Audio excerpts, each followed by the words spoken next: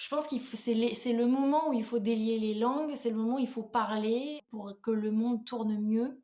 Il faut que les gens parlent, il faut que tout le monde prenne position en fait. C'est le seul moyen et pas dans un esprit de guerre, dans un esprit de résilience, de pardon, parce qu'on en a besoin. Mais on peut pas faire l'autruche. Le monde, il va continuer à tourner à l'envers sinon. Et nous, on veut pas cautionner à ça en tout cas. Buzz. Ou à base. Buzz. Base. Et Wabaz. Bienvenue, welcome, marhaba bikoum dans Baz Voices of Defiance, le podcast dédié aux personnes minorisées qui veulent révolutionner le monde. Moi, c'est Shama, j'accompagne chaque jour des entrepreneurs minorisés à porter leur voix, dépasser leurs peurs et attirer des personnes qui ont les mêmes valeurs, et ce pour réellement impacter le monde. Baz est l'un de mes mots préférés en darija marocaine. C'est une onomatopée d'étonnement. Étonnement face à l'audace de ces personnes qui ont défié les obstacles d'une société oppressive et qui se sont dit « je m'en fous, j'y vais quand même ». Mais aussi étonnement de cette même société oppressive face à toutes ces personnes qui y résistent. Ces personnes, je veux leur donner la parole, mais je veux aussi vous encourager, vous, à oser le faire. Car c'est seulement collectivement que nous pourrons peser dans le game et enfin arriver à le changer. Baz. Aujourd'hui, j'ai l'énorme plaisir de recevoir Mona et Fabrice de l'agence Keza Création, spécialisée dans l'accompagnement de femmes entrepreneuses pour leur com et leur graphisme. Mona et Fabrice sont un duo à la vie comme au travail, mais c'est Mona que j'ai rencontrée à la base. C'était lors d'un workshop de Jasmine Twitou, oui, encore elle, avec qui j'ai fait d'ailleurs la précédente interview.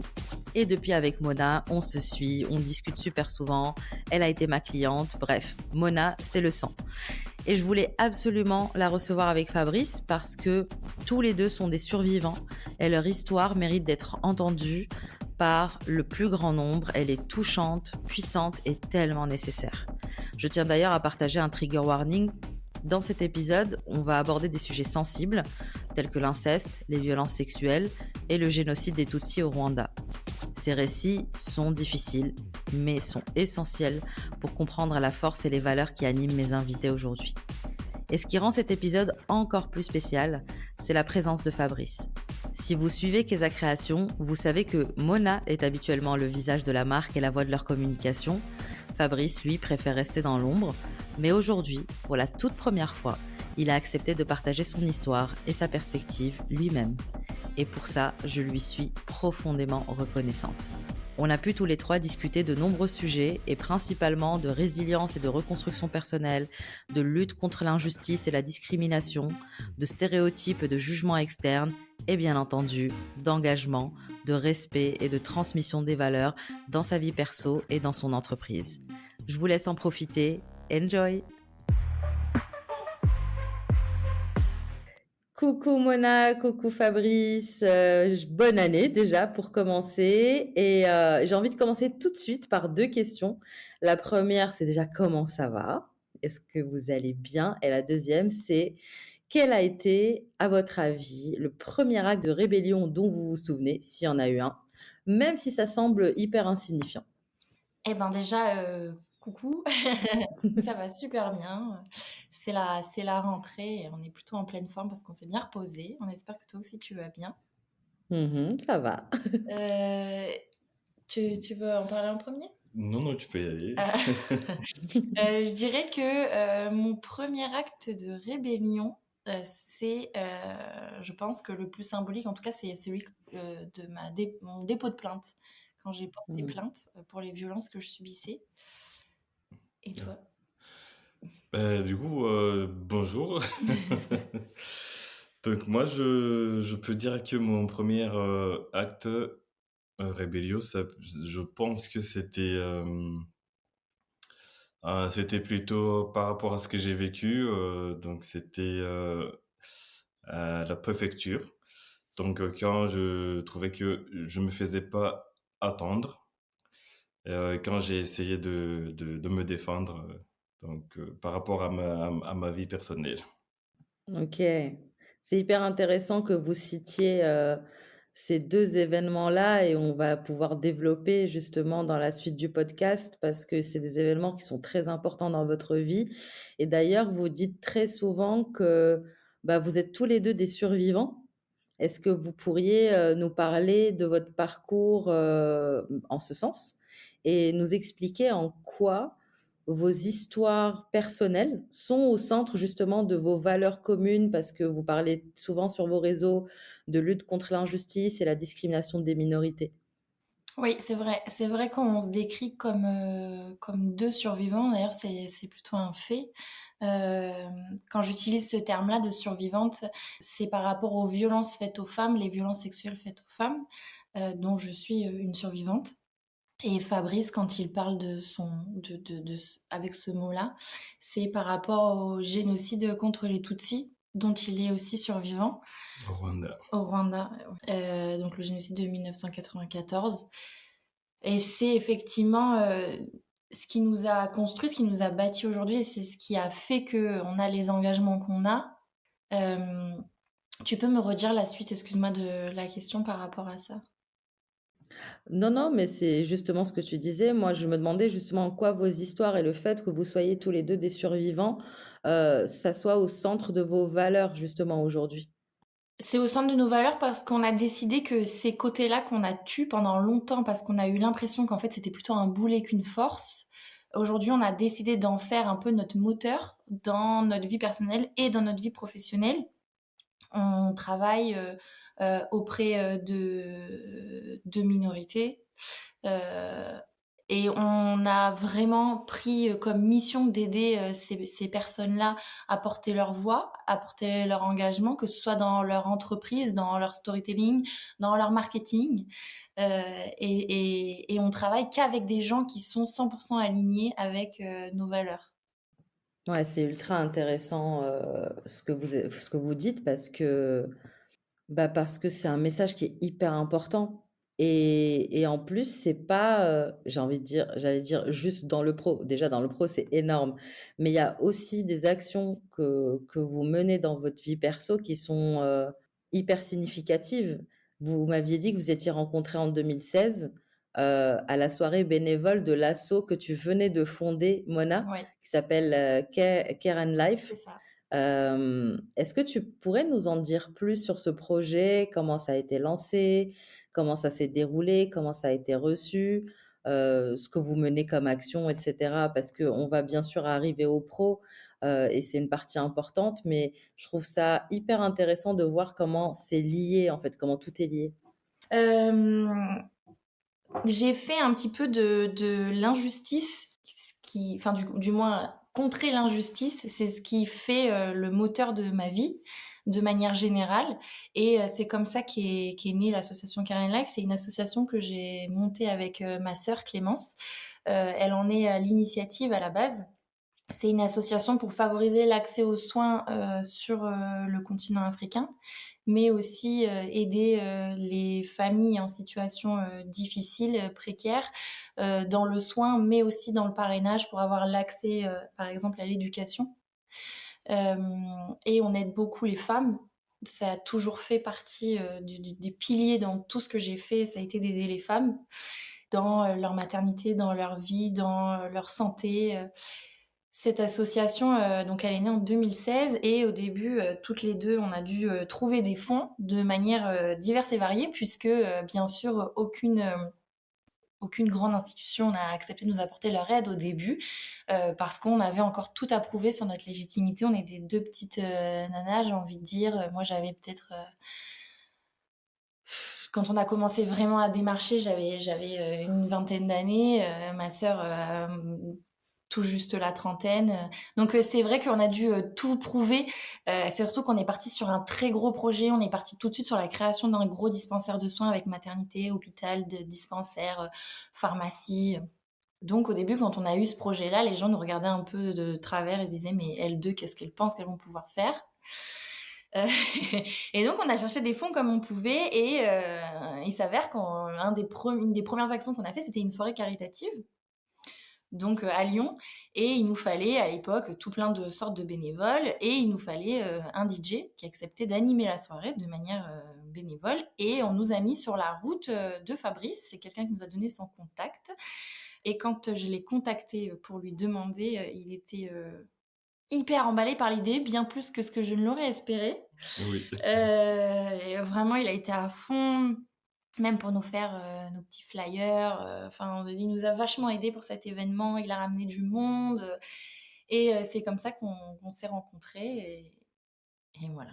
On a été très bons amis. Et puis ensuite, on a été amoureux et puis mariés.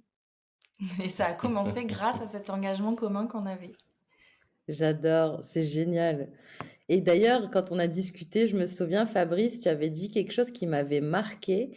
Tu as dit que quand tu as participé à cette soirée bénévole, ben, en réalité, c'était ton premier acte militant. Parce qu'avant ça, tu te sentais pas capable de faire plus au vu de ta situation personnelle. Et ça me permet vraiment de rappeler un fait qui est important parce que euh, c'est hyper important pour nous aujourd'hui, en tant que communauté, d'utiliser nos privilèges pour parler, pour mener des actions, parce que tout le monde ne peut pas toujours le faire. Et Mona, toi, au moment où Fabrice se battait pour sa propre sécurité, au final, toi, tu avais plus de bande passante, on va dire, pour faire quelque chose et tu l'as fait avec cette association. Du coup, Fabrice, est-ce que toi, tu peux nous en dire plus sur ton arrivée en France, le parcours du combattant que tu as dû mener pour régulariser ta situation, etc. Oui, bien sûr. Donc, moi, mon arrivée, mon parcours, il est un peu compliqué, donc c'est un peu long. Mais avant tout, je m'excuse parce que je suis pas vraiment à l'aise à l'oral. Des fois, j'ai besoin de ma femme ici à côté. Donc, elle est plutôt vraiment à l'aise. Elle connaît bien mon histoire, donc elle connaît tout. Des fois, si j'arrive pas à dire quelque chose, bah, je sais qu'elle sera là, elle va m'accompagner comme elle m'a toujours accompagné. Donc, mon parcours, moi, je suis arrivé, j'étais étudiant, donc j'ai fait mes études, j'ai eu mes diplômes et tout. Et j'avais mes papiers, donc je pouvais travailler en même temps, continuer mes études. Donc, je me battais. Sauf que à la fin de mes études, on m'a coupé tout ce qui est papier. Donc, on m'a proposé de rentrer chez moi après mon diplôme. Et sauf que moi, j'ai regardé, donc je pouvais plus retourner au Rwanda. Déjà, mon diplôme, je ne savais pas ce que je pouvais aller faire là-bas. Et de deux, par rapport au génocide, à tout ce que j'avais vécu, j'avais aucune envie de retourner. Donc là, il a fallu que j'essaie de me battre, de redemander l'autorisation de rester en France et surtout de travailler. Et c'est là où le parcours il était très très long et très très compliqué.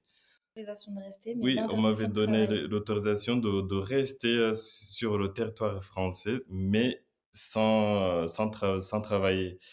Et là, bah, c'était pas facile non plus, parce que rester sur le territoire, tu peux pas travailler, donc vivre, c'est compliqué. Tu te bats, tu vas à la préfecture, tu vas montrer tous tes diplômes et tu vas montrer tous Promesse les d'embauche. promesses d'embauche et franchement, tous les papiers possibles qui pouvaient m'aider à obtenir l'autorisation de travailler. Mais sauf que à chaque fois, j'allais à la préfecture, on me disait que ils ont jamais ouvert mes dossiers. Et ça, moi, ça me rendait fou jusqu'au moment où il y a Mona qui m'avait accompagné. Elle connaissait pas vraiment son monde. C'est là où elle a bien pris connaissance de ce que, Tu vivais. ouais, exactement, ce que je vivais. Bah, elle avait jamais pensé que c'était possible. Donc, elle a bien vu déjà la façon dont on me parlait. Donc, pour eux, les gens qui travaillent à la préfecture, en fait, ils nous parlaient comme si on n'est pas des humains, comme si on n'a rien à faire là. Ça avait rendu folle Mona. Je me rappelle parce que c'est fâché, beaucoup, beaucoup plus que moi, je pouvais l'être. Bah, moi, j'étais fâché, mais à un moment, je ne savais plus quoi faire. Mais Mona, je me rappelle que euh, Mm. j'ai découvert un autre Mona que je connaissais pas. Et j'étais vraiment beaucoup, beaucoup fâché. Mm. Euh, Et c'est seulement quand on a décidé de partir de Lyon finalement pour aller dans un endroit plus petit avec une préfecture plus petite où il y avait moins de demandes. C'est seulement à ce moment-là, mais ça a duré, enfin moi, ça a duré 3 ans quand on était ensemble, et toi, ça Mm. faisait déjà des années que ça Ça faisait durait. plus que ça, oui. Et effectivement, dès qu'on a changé de préfecture et qu'on s'est retrouvé dans un lieu plus petit où ils étaient moins dépassés, le dossier, en fait, ils l'ont ouvert et dedans, tout était parfait, tout était ouvert pour qu'il obtienne son autorisation de rester, sa carte de séjour, en fait. Et effectivement, il l'a obtenu très rapidement. Ah oui. Donc, en fait, ça faisait vraiment une dizaine d'années qu'on le menait en bateau dans la préfecture de Lyon, et c'était scandaleux. Et on parle de lui, mais finalement, c'est le cas de centaines de milliers de personnes. C'est pas un cas isolé, c'était comme ça pour tout le monde. On a vu des scènes vraiment très violentes, une femme qui voulait s'immoler à la préfecture, et finalement, qu'est-ce qu'on les comprend, quoi, parce que c'est terrible. On t'enlève ton étiquette d'humain, on t'enlève ton humanité, t'es traité comme un numéro, mais même pas, enfin, ouais, t'es traité comme un numéro sans âme, et Dieu merci, c'est pas comme ça dans toutes les préfectures, puisque quand on est arrivé en Ariège, les gens étaient hyper agréables, gentils, à l'écoute. Mhm. Mais c'est pas comme ça partout dans les grandes villes. Je pense qu'ils sont dépassés, qu'ils n'ont pas les moyens qu'il faut. Et du coup, l'humain n'a plus aucune. Oui, il n'y a plus d'humains. Ils sont vraiment pas traités comme des humains. Et effectivement, c'était la première fois où j'étais face à ça. Je ne pensais pas que ça pouvait être possible à l'époque où on était en France de traiter les gens comme ils étaient traités. Euh, Surtout que chacun a des histoires de vie très lourdes. À l'endroit des demandes d'asile, c'est toujours des choses vraiment très difficiles, très lourdes. Et finalement, on leur enlève même leur légitimité à faire cette demande-là, à demander de l'aide. Donc c'est vraiment très difficile. Les joies de la préfecture. J'ai connu ça aussi, mais moi, je suis largement privilégiée par rapport à la situation qu'a connue Fabrice. Et j'ai entendu des histoires absolument horribles. Et effectivement, tu as raison, Mona, selon là où on est, c'est pire que d'autres. En région parisienne, je me souviens que selon où mes amis habitaient, il y avait clairement des situations qui étaient vraiment horribles. Et oui, tu sens que tu es un numéro, même pas. La déshumanisation est telle que je comprends qu'en fait, bah, Mona, toi, tu te sois fâchée, comme a dit Fabrice, beaucoup plus, parce qu'au bout d'un moment, en fait, tu t'habitues et en fait, tu te mets dans un mindset de OK, il faut que je me fasse toute petite pour que juste en espérant que ça passe, et je dis oui, je dis oui, je dis oui à tout, et je ramène un dossier qui fait 3 kilos juste en espérant que tout aille bien. C'est un enfer et ça a duré 10 ans. Enfin, c'est incroyable cette histoire. Et comment d'ailleurs cette rencontre entre vous et le fait qu'il était en situation irrégulière, Fabrice, comment est-ce que ça a impacté votre rencontre? Comment est-ce que ça a été vu par votre entourage, reçu? Qu'est-ce qu'on vous disait? Qu'est-ce qu'on pensait? Bah, le cliché, hein, le cliché sans surprise. Ça a été perçu de manière assez violente des deux côtés finalement, hein, Ouais, des deux côtés. parce que pour moi, de mon côté, alors pas tout le monde, heureusement, j'ai un entourage qui est quand même assez ouvert d'esprit, mais pour beaucoup, même dans ma sphère familiale, ça a été ok, bah, c'est un mec sans papier qui s'est trouvé la bonne petite blanche qui va lui permettre de lui ouvrir la porte sur ce qu'il cherchait. Et toi, de ton côté, je crois que c'était pareil. En fait, Oui, tout ton c'est pareil. entourage se disait oui, tu t'es mis avec elle voilà, pour avoir tes papiers. Et en fait, notre amour, il était perçu comme faux, quoi. Les gens pensaient que je m'étais fait avoir. Et les gens pensaient que Fabrice, de son côté, pensait qu'il m'avait bien eu, quoi. C'est ouf. C'est fou parce qu'en plus, en interne, c'était tellement différent ce qui se passait, tellement différent parce qu'en fait, c'est Fabrice qui a, comment dire?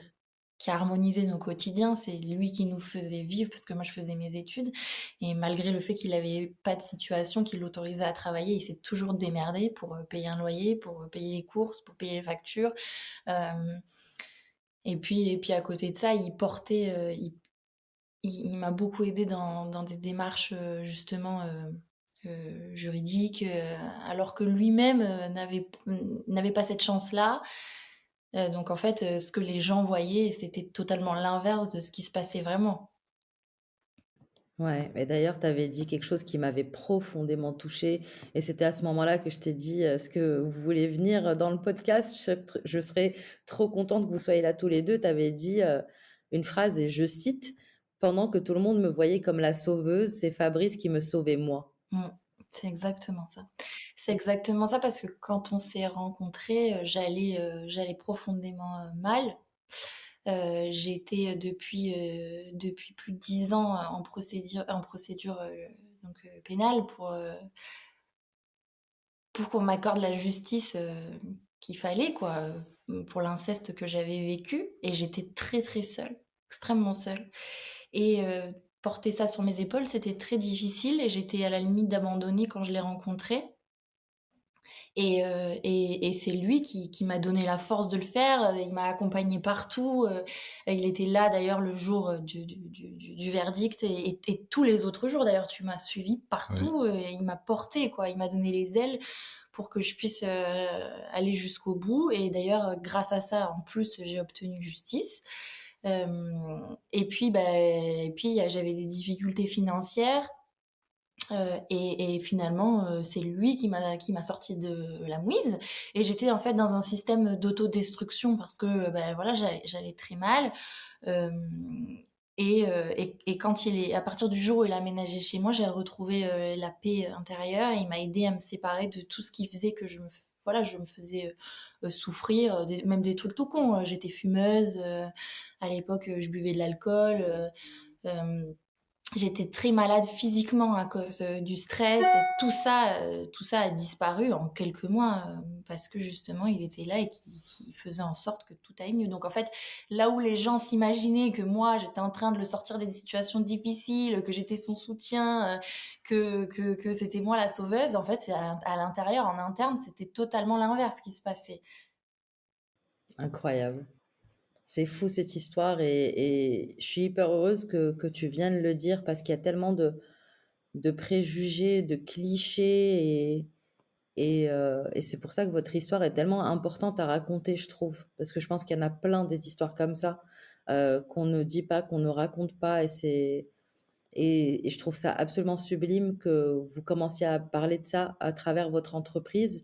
Et tu l'as dit tout à l'heure, c'est vos valeurs qui ont fait que vous avez décidé de créer votre entreprise telle qu'elle est aujourd'hui, donc une agence, de com et de graphisme.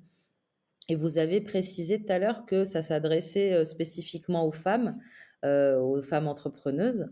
Et je sais, pour, m'être adressée aux femmes dès le début de mon entrepreneuriat, même quand j'avais un cabinet d'hypnothérapie et cetera, je sais qu'il y a cette question relou qui arrive tout le temps de: «Mais pourquoi que les femmes?»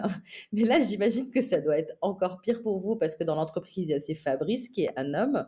Hem mais il y a une raison derrière tout ça. Il y a une raison derrière tout ça. Est-ce que vous pourriez, je sais pas si Fabrice, toi, tu vas en parler ou toi, Mona, mais est-ce que vous pourriez nous partager pourquoi les femmes entrepreneuses? Déjà, moi, je veux juste dire effectivement cette phrase, on l'entend tout le temps. Voilà, il y a des hommes qui nous disent, que c'est, discriminatoire, enfin on en entend beaucoup. On a bien conscience que ça fait du bruit parfois, mais effectivement on peut le justifier et je pense que tu es le plus légitime presque des 2 à en parler si tu te sens. Oui. En fait, moi, toute ma vie, je la dois aux femmes. Donc ça part de loin, ça part depuis, ma naissance. Il y a donc, ma mère qui s'est vraiment bien occupée de moi, qui a tout fait, pour que je sois là jusqu'à maintenant et si je peux aller même, pendant le génocide. Donc, pendant le génocide, j'ai Ah, été sauvé, et grâce aux femmes. à ta sœur. Donc il y avait ma sœur, donc j'étais déjà perdu, on était perdus, j'étais que avec ma sœur. Ma sœur qui on a 1 an d'écart et c'est elle qui m'a vraiment aidé. Hem, à part ça aussi, on était tombé dans une autre famille où c'était une maman qui gérait toute la famille, donc qui nous avait ramassés dans la rue, donc ma sœur et moi et qui m'a encore aidé pendant toute la durée du génocide jusqu'à la fin. Je dois aussi, en partie à Mona, parce que Mona, elle dit que c'est moi, je l'ai sauvé, mais la vérité, c'est elle qui m'a sauvé.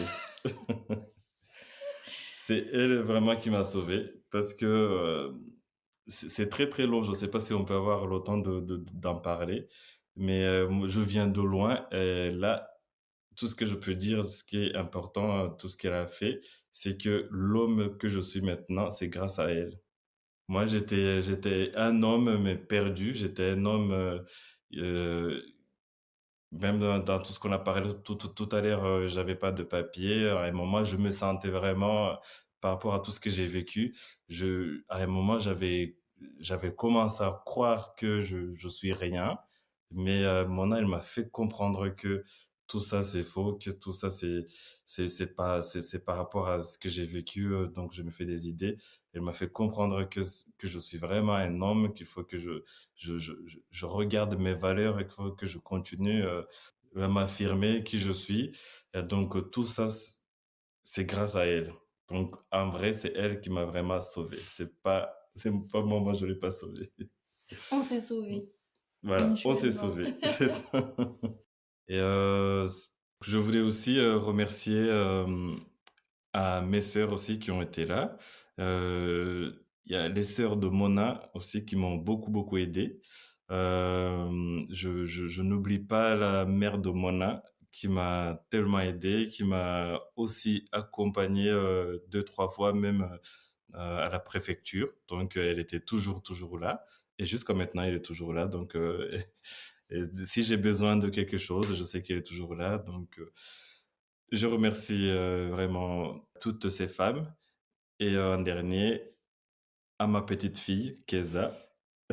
Donc, d'où notre agence qui s'appelle Keza Création. Donc, c'est grâce à notre fille qui est née aussi quelque chose qui est important le jour, Le 8 mars, le 8 le jour des mars, droits donc des femmes. oui, le droit des femmes. Voilà. Et également, je te remercie à toi aussi, Chama. Donc, tu m'as permis aujourd'hui de m'exprimer. C'est une première fois. Je sais que je suis pas très très à l'aise à l'oral ou parler. Donc là, je te remercie beaucoup. Bah, c'est moi qui te remercie d'avoir accepté l'invitation, hein. Franchement, euh,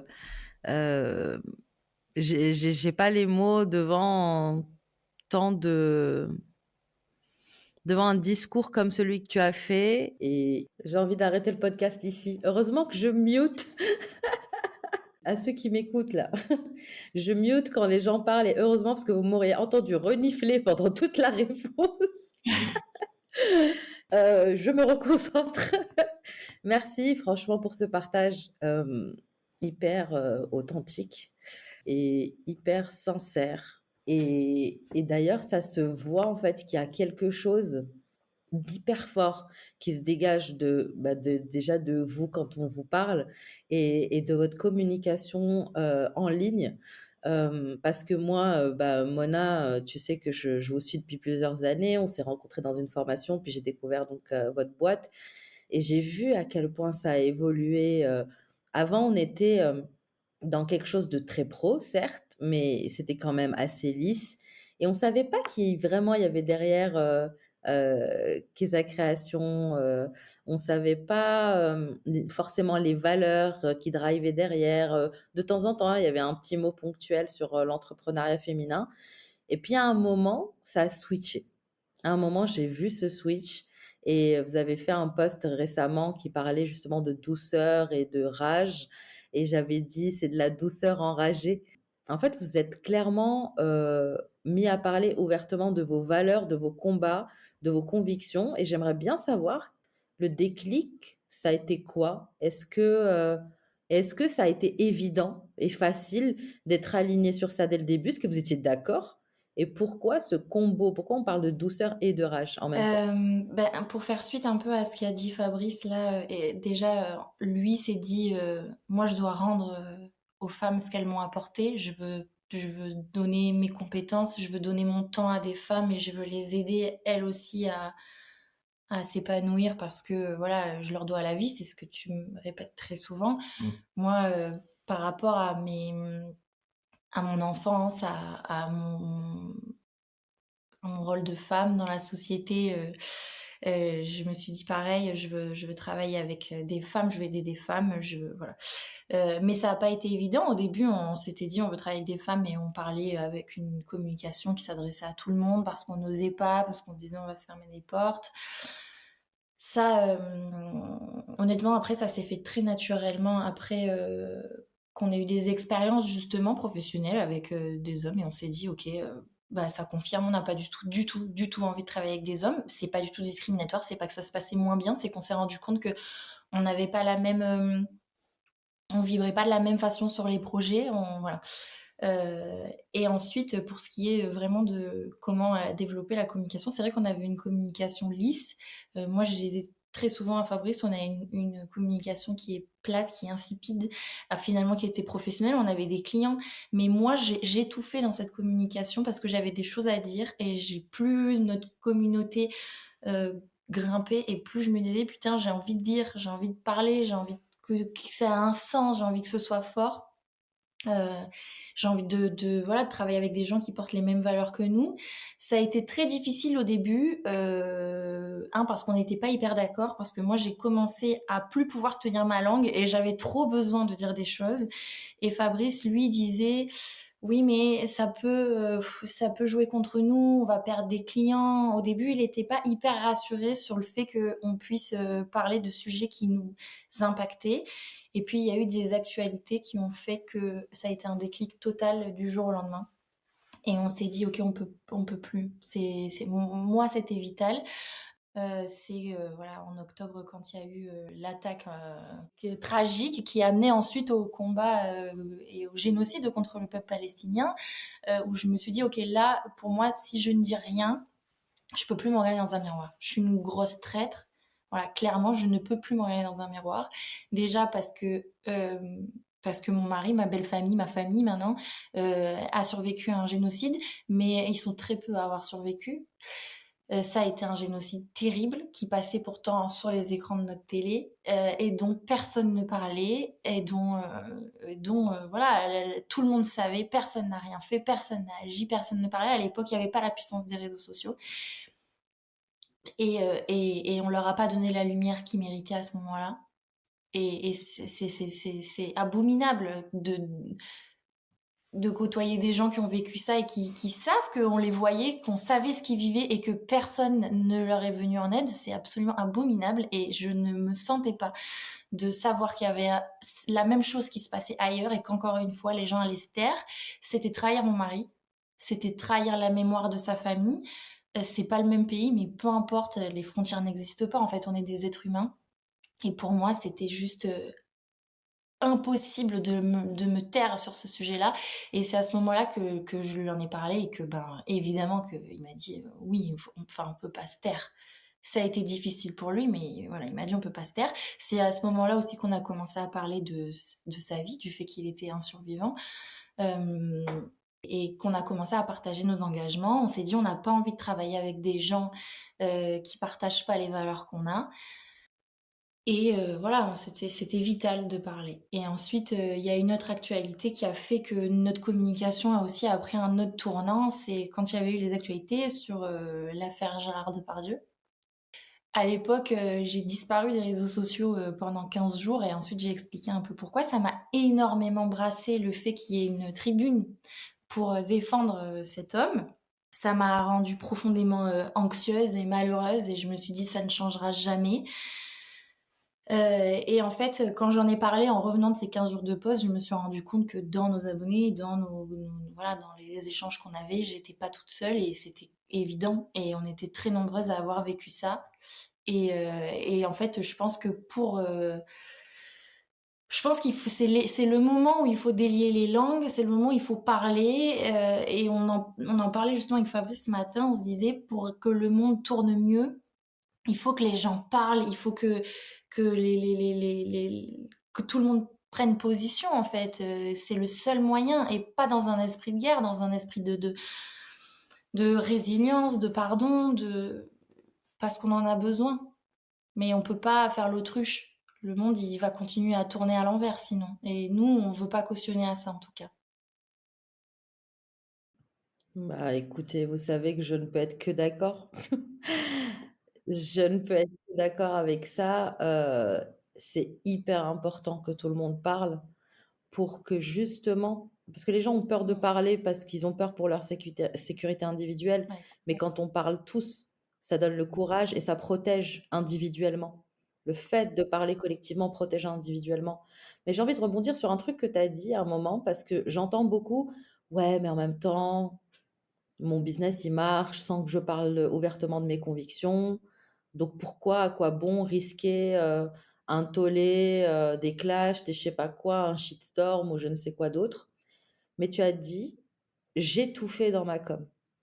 Et j'ai envie qu'on parle de ça parce que les gens se rendent pas compte de l'impact qui peut sembler invisible de prime abord, mais de l'impact que ça a de ne pas être soi totalement dans son entreprise et dans ce qu'on affiche de son entreprise.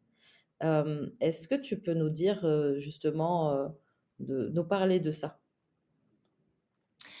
alors, c'est vrai qu'au début, quand on était au stade où on se posait seulement la question de: «Est-ce qu'on va faire, est-ce qu'on va parler? Est-ce qu'on va l'ouvrir? Ou est-ce qu'on continue à faire un contenu joli et lisse?» Plusieurs fois, on s'est dit, est-ce que ça des gens s'est posé plein de questions. Est-ce que ça casse notre légitimité? Est-ce que, on va froisser des gens? Est-ce que, on va perdre des clients? Est-ce qu'on va perdre des contrats? Est-ce qu'on va être catégorisé comme les casse-couilles? C'est quand même, une question qui se pose. Ouais. Voilà, plusieurs fois, on m'a fait la petite blague que j'étais, une rabat-joie, parce que mes engagements prennent le dessus sur plein de choses. Et je me suis dit: «Est-ce que dans mon business, j'ai envie de ça?» Et en fait, qu'est-ce que c'est le business? Bah, c'est juste, nous. C'est ce qui occupe, 80 de notre temps. Et donc en fait, si, c'est hyper important que ça reflète qui on est. Est-ce qu'on avait, des clients avant de commencer cette communication? Oui. Est-ce qu'on en a perdu? Oui. Mais est-ce qu'on a encore plus de clients maintenant? C'est une certitude. On n'a jamais aussi bien travaillé que ce qu'on travaille maintenant. C'est pas que par rapport à nos engagements, mais on va pas se mentir, à chaque fois qu'on prend la parole, on il y a un impact derrière. On soude, on a des gens qui échangent avec nous. Il y a des personnes qui n'arrivent pas encore à prendre la parole, et que quelqu'un d'autre le fasse, parfois, c'est aussi, libérateur, autant libérateur. Hem, c'est vrai qu'il y a des contrats, il y a un contrat qui s'est arrêté. C'est vrai qu'on a perdu quelques abonnés, mais finalement très peu, parce que je pense que les gens qui nous suivaient, savaient déjà à qui ils avaient affaire. Et je pense que aussi nous, on est pour, la paix. Donc à jamais on va, montrer du doigt un humain, pour en protéger un autre, c'est pas du tout le but. Heu et donc je pense que ça a joué aussi. On l'a quand même fait avec, une certaine, douceur, mais parce que c'est nous. Pas parce qu'il fallait qu'on mette de la douceur, parce qu'on est comme ça. Donc voilà, c'est passé, et maintenant les gens qui nous contactent, les 3 quarts du temps, ils nous disent, «J'ai lu, votre page à propos, j'ai lu vos posts et j'ai encore plus envie de travailler avec vous». Là, quand sur Fabrice, et c'est véridique. Le lendemain, on avait 9 demandes de devis.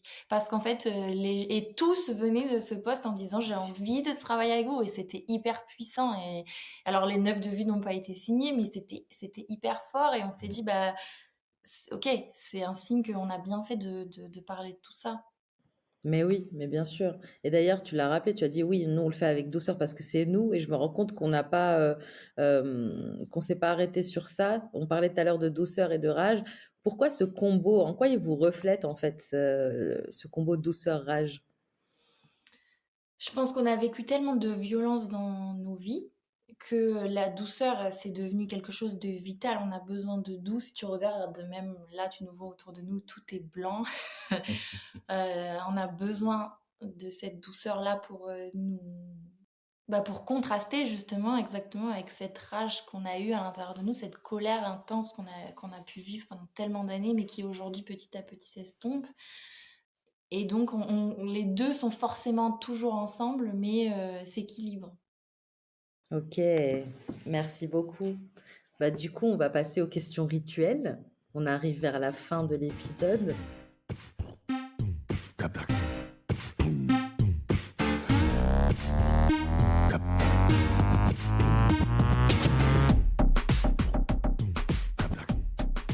Et la première question que j'ai envie de vous poser, c'est quoi en fait votre rêve pour le monde dans lequel on vit aujourd'hui? C'est un monde de paix. De paix. Ouais, on rêve d'un monde de paix. J'adore. Question Miss France, réponse Miss France. On est fan. Non, on rêve d'un Oui. monde de paix, un monde de pardon, un monde où tout, voilà. Mais c'est la paix qui prime. C'est tout ce que je nous souhaite. Mm. Et c'est quoi les ressources que vous utilisez qui vous font du bien pour vous aider à vous rapprocher de ce rêve petit à petit, pas à pas? La foi, déjà. La foi en plein de choses, en l'humanité et en tout le reste. Et puis, ce qu'on se disait, quand on avait réfléchi à ce point-là, on se disait le pardon. C'est le pardon, je pense, qui amène à la paix.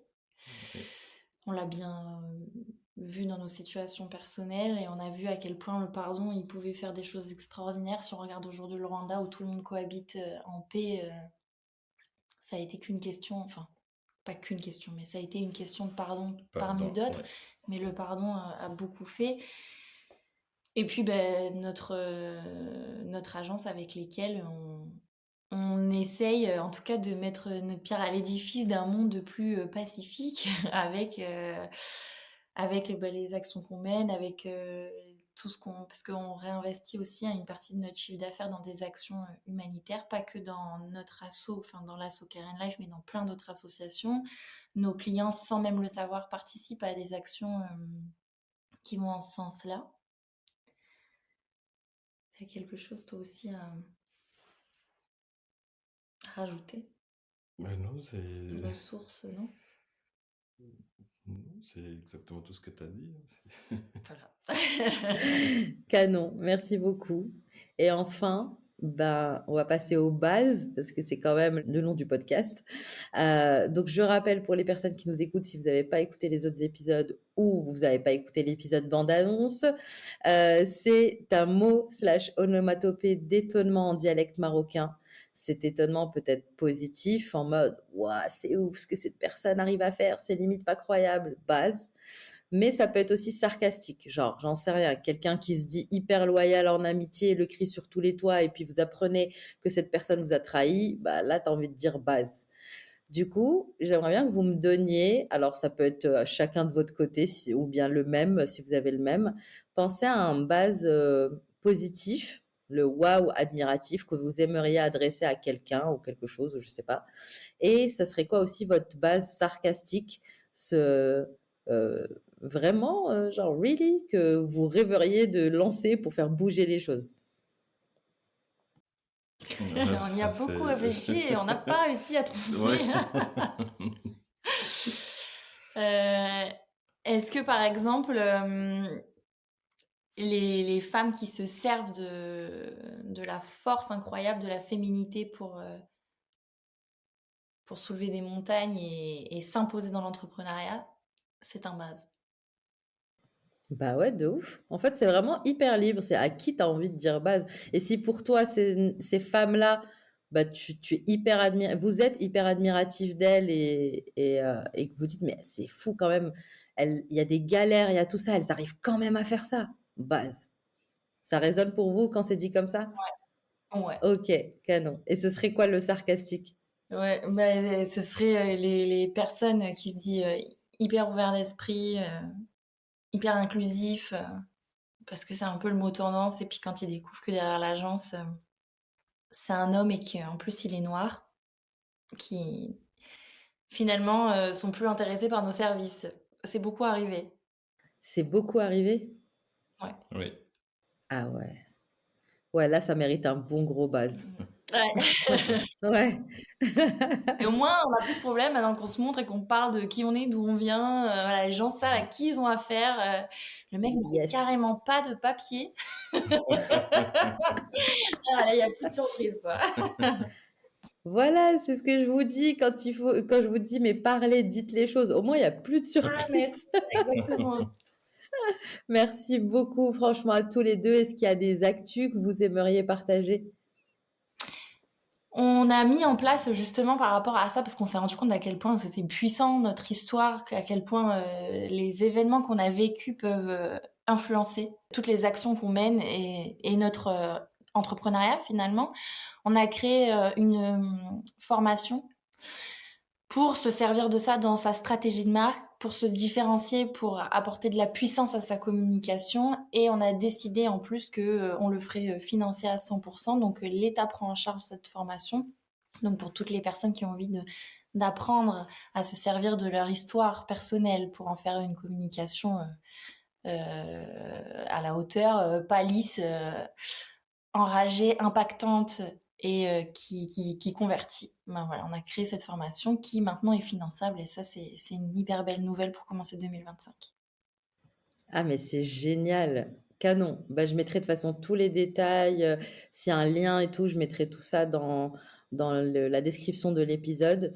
Merci beaucoup, beaucoup, Mona et Fabrice, d'avoir accepté mon invitation. J'ai été ravie de vous écouter, de discuter avec vous. Vous m'avez fait rire, vous m'avez touchée et j'ai énormément appris. Donc, juste merci. Ben, merci à toi de Merci à nous toi. avoir donné la parole et de nous avoir laissé nous exprimer sur tout ça. Avec grand plaisir. Et puis, je voudrais aussi dire merci parce que c'est en partie grâce à toi si j'ai commencé à réussir à me montrer. Parce qu'avant Chama, j'étais même incapable de mettre une photo de moi ou de dire mon prénom sur les réseaux sociaux. Donc, un grand merci à toi puisque tu fais partie de ce cheminement. Merci beaucoup pour ça, ça me touche beaucoup, beaucoup. C'est les mots dont on a besoin dans les moments où on se questionne aussi de est-ce qu'on est à notre place, est-ce que ce qu'on fait c'est bien. Donc je les garde précieusement en moi. Merci pour tout. Et ben, je vous souhaite une très très belle fin de journée et je vous dis à très bientôt. À toi aussi, à très À bientôt. bientôt. Merci d'avoir écouté cet épisode de Baz Voices of Defiance. Si t'as kiffé, active la cloche pour être prévenu de la publication des prochains épisodes et laisse 5 étoiles pour aider à visibiliser ce podcast qui est là pour visibiliser des personnes que le monde a besoin d'entendre. Allez, on se retrouve mardi dans 2 semaines pour un nouvel épisode pour t'aider à transformer ton entreprise, ton projet, ton art en outil de résistance, histoire aussi que le système te regarde et se dise Buzz.